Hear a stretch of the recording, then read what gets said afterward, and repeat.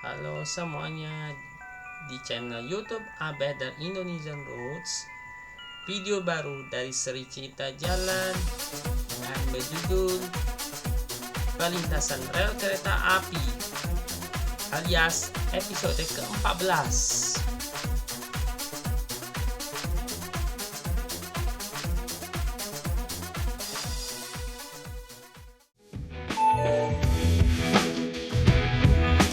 Perlintasan rel merupakan persimpangan di manakah jalur kereta api melintas sebuah jalan, tempat pejalan kaki, dan juga jalan diterapkan untuk landasan pacu bandara.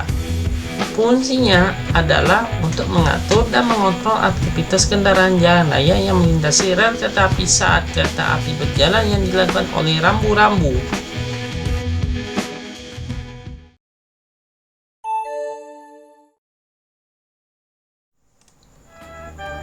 Perlintasan rel kereta api di Indonesia sudah ada sejak abad ke-19 ketika proyek pembangunan jalur kereta api di Jawa.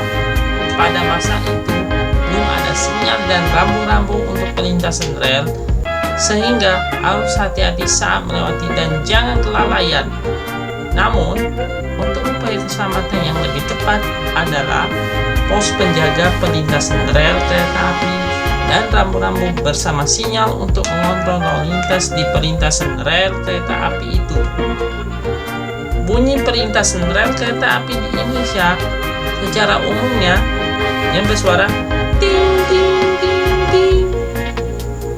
Perlintasan rel secara umum ditemukan di kawasan pedesaan. Ketika jalur kereta api melintasi jalan pedesaan, tipikalnya adalah menggunakan rambu-rambu dan sinyal perlintasan rel.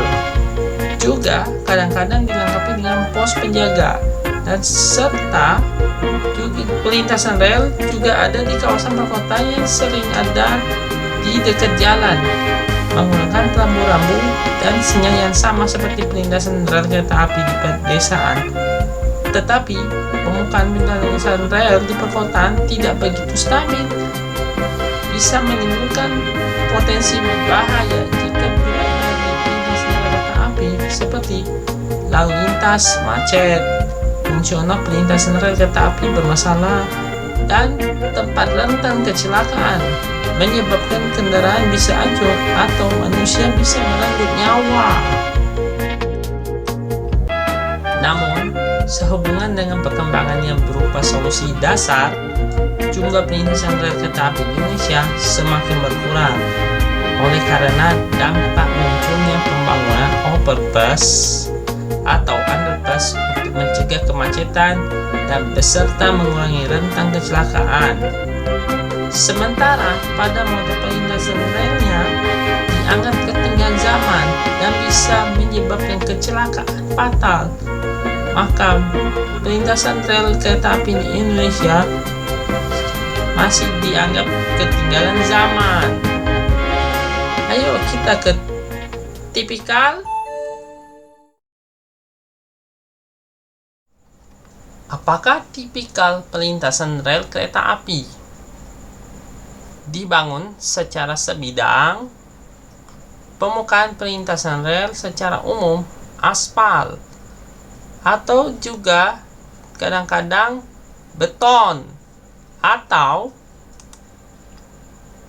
lempengan. Fungsi perlintasan rel kereta api sama dengan persimpangan dengan lampu lalu lintas.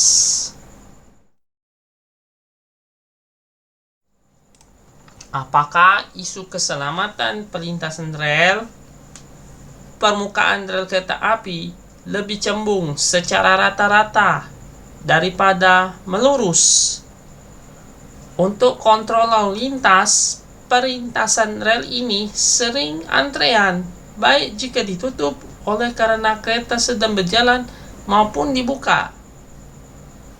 Apabila permukaan jalan rusak disebabkan oleh desain perlintasan rel yang buruk, sehingga Anda harus hati-hati saat menyeberangi, maka keselamatan perlintasan rel kereta api di Indonesia harus hati-hati dan jangan kelalaian.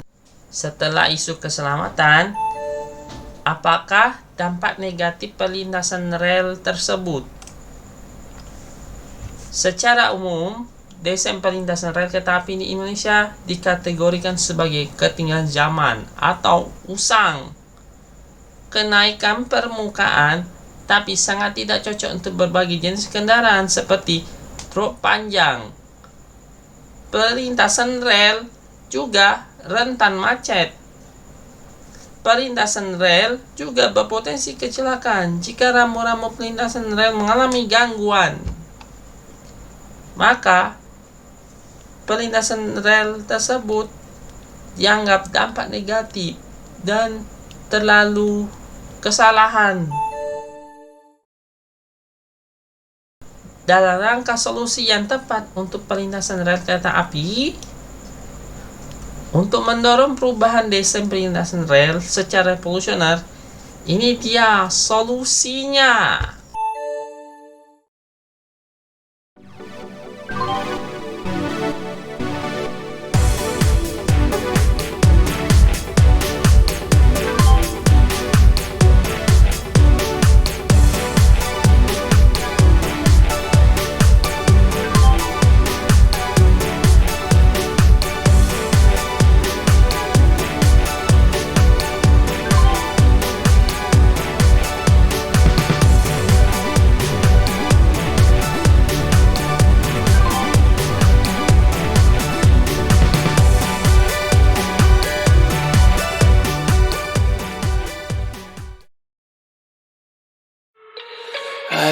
Subscribe Abedar Indonesian Roots sekarang, dan jangan lupa nyalakan notifikasi untuk mengabarkan video baru yang akan dipublikasi masa mendatang.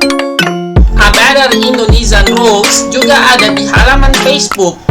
Mohon silakan klik suka atau ikuti.